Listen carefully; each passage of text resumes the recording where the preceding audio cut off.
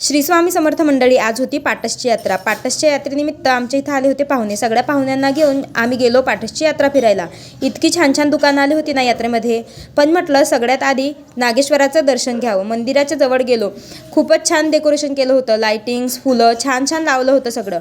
दर्शन बरीच लांब होती, मग दर्शन रांगेत लागलो। नागेश्वराच्या मंदिरात पण इतकं फुलांची डेकोरेशन छान केली होती ना, मस्त करमत होतं तिथं। आणि यात्रेमुळं एक वेगळाच लुक आला होता मंदिराला। मग नागेश्वराचं दर्शन घेतलं। दादू बघा व्हिडिओकडे कसा बघतो।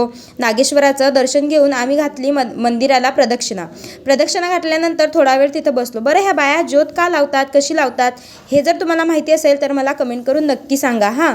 मग दर्शन झाल्यानंतर गेलो यात्रा फिरायला। यात्रेमध्ये थोडीफार खरेदी केली आणि भाच्यांसाठी कपडे घ्यायला गेलो, तिथं ही छोटी क्लिप घेतली। बरं, यात्रेमधून ह्या सगळ्या वस्तू 20 रुपयाला, ह्या सगळ्या वस्तू 50 रुपयाला आणि ह्यातले काही कपडे 200 रुपयाला आणि एक ड्रेस 300 रुपयाला, असे सगळी खरेदी केली। बरं, चला बाय।